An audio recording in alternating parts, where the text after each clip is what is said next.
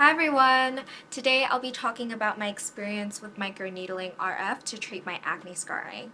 I'll be showing before and after photos and covering what the treatment entails, who it's best suited for, why I decided to go with it, estimated costs, and the treatment process. And at the end, I'll provide my overall thoughts of the treatment.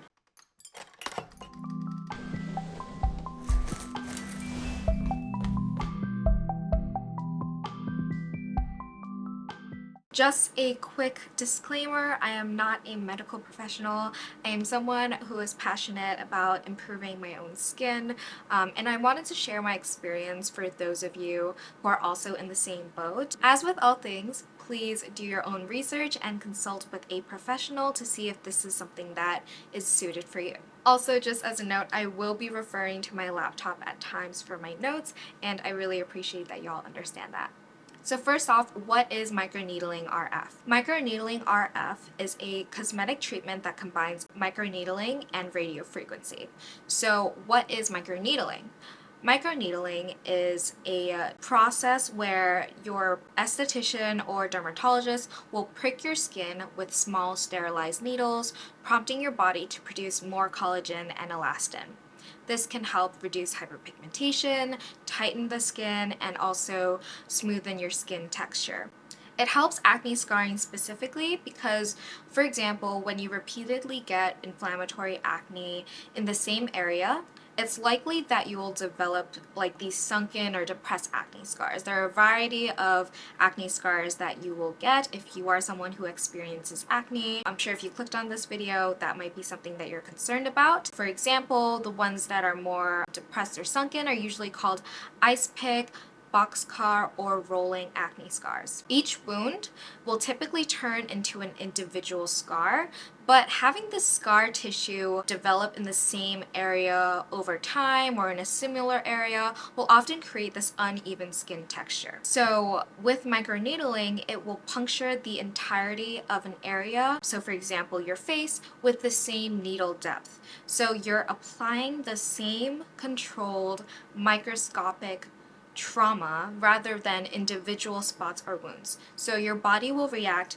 to the wounds by kickstarting that healing process across your entire face rather than in just one spot. When you combine microneedling and radiofrequency, the radiofrequency aspect of the treatment will help to decrease your recovery time. There are a variety of machines used to provide microneedling RF services, but the most common ones that I've seen are Morpheus 8, Vivace, Genius, and Secret RF, though I think I also saw Infini out there. This might not be as applicable to you, but if it is something that you're concerned about, whether like one machine is better than any other ones, you can definitely speak with your provider to see if like this specific machine is good for you. From the videos and articles that I've read, microneedling is best suited for those who want to reduce acne scarring, hyperpigmentation, as well as the appearance of fine lines and wrinkles. However, something to note that I've read is that microneedling RF may make it so that there are adverse effects for those with deeper skin tone. This is because it's a heat-based treatment. So some things that have been seen before for people who have deeper skin tones is that when there's heat involved, it can sometimes cause hyperpigmentation. Please be sure to consult with your esthetician or dermatologist to see if this is the best solution for your skin needs. I think one question that you may want to ask is like when it comes to the needles that are being used, there is a difference between the types of needles used. So there's either insulated versus non-insulated needles. And so something to note there is that for those of you with a deeper skin tone, it might be better to get insulated needles because instead of having the heat applied throughout the entirety of a needle, only the tip is non-insulated. And so that means that heat is applied only to the deeper layers of the skin. And so this is a way for you to get the microneedling RF, but then not have those potential bad side effects of hyperpigmentation. Why did I decide to go with microneedling RF? There are a lot of services out there that can help reduce acne scarring or like the appearance of scarring. So to provide some background on my skin specifically, I used to have moderate to severe cystic acne from middle school up until my junior year of college. So that's around 10 years of having acne. It's been about 2 years since I completed my course of isotretinoin, but I did have moderate acne return for a bit, and so to control that I went on generic Yaz. However, something to note is that I do still get whiteheads and pustules here and there. Prior to the treatment, my skin was in a much better place than it had been when I was still in college. However, I did still have a lot of texture and some post-inflammatory erythema, which are those red dots that you get after the acne is treated. This typically applies to people who have fairer skin. It's just a matter of like trauma to the blood vessels. It's just something that I get. If you have deeper skin tones, you might not see it as often. But even now, like if you look on this video, I do seem to have a little bit of texture on my forehead. And something to note is that, you know, texture, pores, that affects everyone, right? It is something that is normal. So I'm not saying that if you have texture or you have large pores that you need to get it fixed, right? For me, it's something that was really affecting my mental health. Like it's something that I focus on or obsess over, particularly because of all of the years that I've had acne.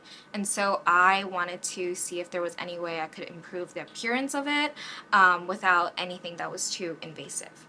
One thing that I really hated with my skin is for any photos that I took in not great lighting. So for example, any kind of lighting where it comes from above, it really highlights all of the different textures that I had on my skin from the various scars that I've had over the years. Specifically, one thing to call out, I know there's like such a small detail, but when lighting hits from above, there's like this one line on my forehead where there's just so much texture and it makes me look like I have a wrinkle. It's something that I was super self-conscious about.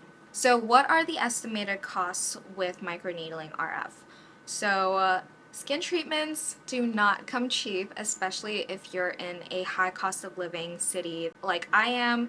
I'm living in Brooklyn, New York. I got my microneedling done in Manhattan, and so, you know, prices are probably going to be a bit higher compared to if you're in a low cost of living city. Costs can also vary depending on who provides the treatment. Both estheticians and dermatologists can provide microneedling RF. There's obviously going to be more increased costs with going with a dermatologist. They have so much more education that they have to go through to be able to provide this kind of treatment, right? So depending on your level of trust between your esthetician versus your dermatologist, that's kind of how I would determine which is best for you. I've seen quotes for 800 up to like 1.5K for dermatologists in the New York region. I ended up going with an esthetician that I found from a Groupon search. We love it when it's a little bit sketchy.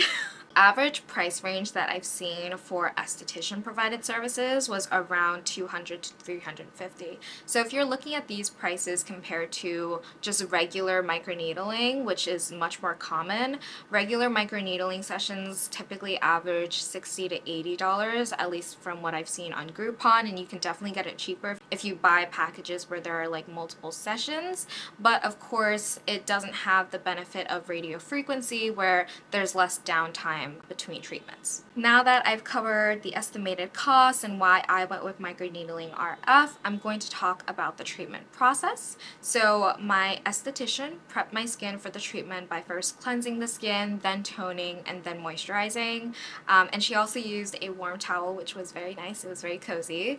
Then she applied the numbing cream. And so microneedling is very painful if you are not numb. So typically, even like if you're in a dermatologist's office, sometimes they'll pre-prescribe lidocaine for you to apply at home, and then you go into the office for the actual treatment. With my esthetician, she applied the numbing cream on my face and waited for around 20 to 30 minutes. By that time, I was, you know, my face was not as sensitive. I couldn't feel as much going on. Once that was all done, my esthetician wiped off that numbing cream, and then she showed me a new unopened bag of the microneedling head. So this is a really important side note. You want to be safe, so please ensure that whoever is administering your treatment is using a sterile needle head.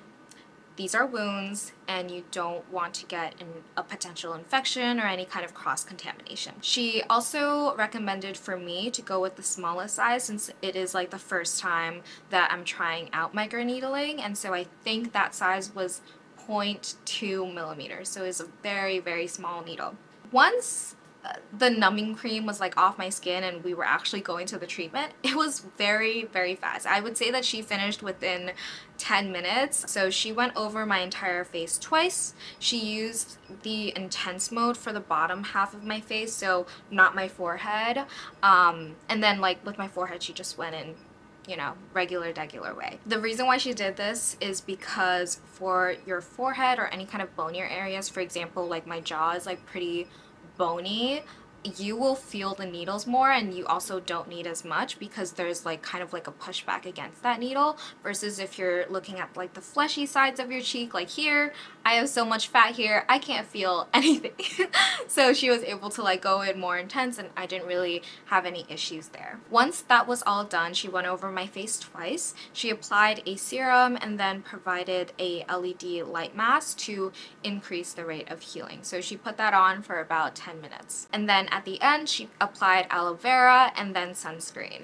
So that was it. I think I was done with the treatment within an hour, and much of it was just lying there listening to the calming music and having that numbing cream on my face. I left the office with my mask, a baseball cap, and sunglasses just so that I could really, basically like I left like a K-pop star, that's who I am. Covered my entire face so that like when I left there was no exposure to the sun. This is something that I had forgotten to mention before, but with microneedling, you need to avoid direct sun exposure for basically the 14 days. You should be very diligent with applying sunscreen, but particularly within the first 5 days, you want to be sure that you aren't going into the sun directly or spending too much time in the sun. Now that we've talked about the treatment, let's talk about the recovery process. So typically with microneedling, there is a 14-day recovery process, but you might notice certain things changing throughout that time, right? So for me, on the first day, you know, when I got this treatment,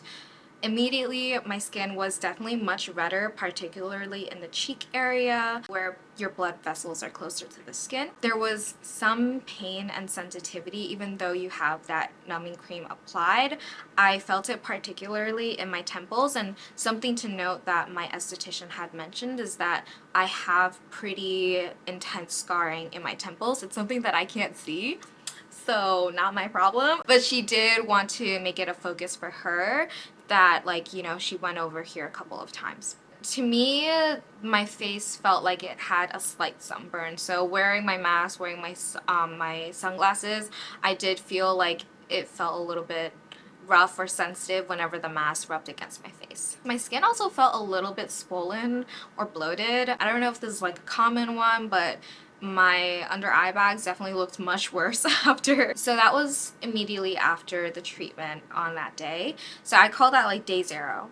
On day 1, which is the day after the treatment, my skin felt a bit tougher than usual. I don't know like if that's the way to describe it, but it felt like firm. The redness was definitely evident, particularly in my lower left jaw area. And then pimples that had been forming prior to this session were also coming to a head. And something to note is that usually with microneedling, it may seem that it's causing pimples, but it's really just, you know, like bringing it closer to the skin, to the top levels of your skin. So they'll usually come to a head, but they'll go away pretty quickly. On day 2, I started to notice needle marks in my jaw area, so it kind of looked like I had a little bit of an, is that a 5 o'clock shadow?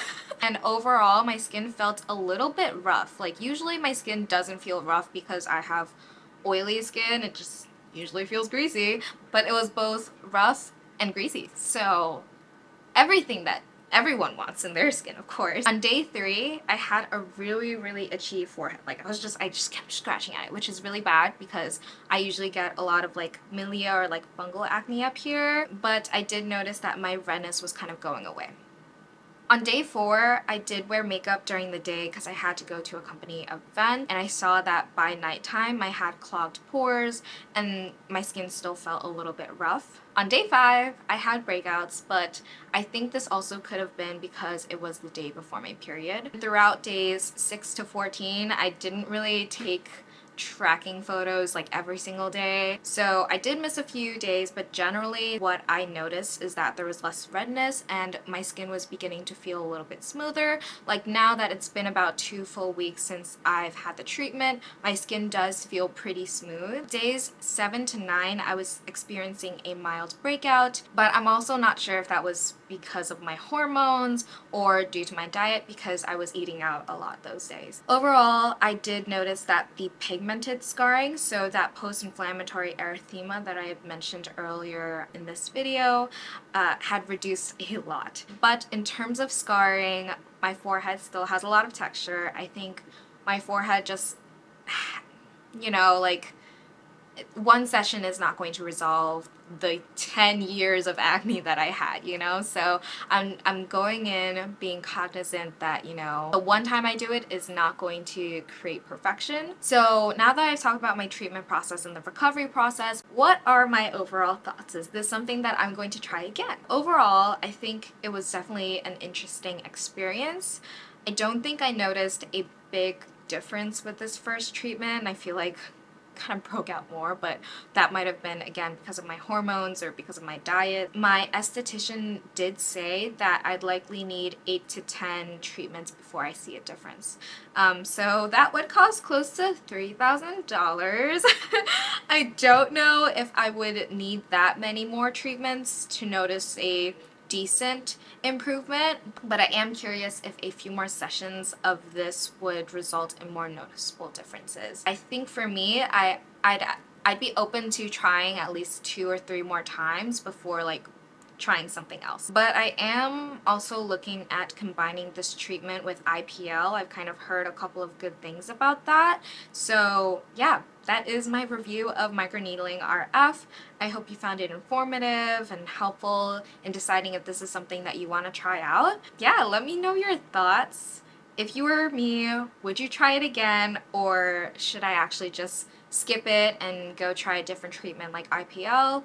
Let me know. And that is the end of the video. Thank you so much for watching. If you are a subscriber, I really appreciate your support since my videos are usually few and far between. Right now, I'm trying to balance a full-time job, pursuing a certification, and also maintaining a social life while also maintaining this YouTube channel. Don't worry guys, like it is something that is always at the back of my head, but I think just with all of the change that's been happening in my life, like now, I think my last video was in my older apartment, so this is a new apartment. There's been a lot of change in my life and it always takes me a while to fully settle into a new place, so I appreciate all of your patience. I really appreciate everything and I hope to see y'all in my next video. Bye!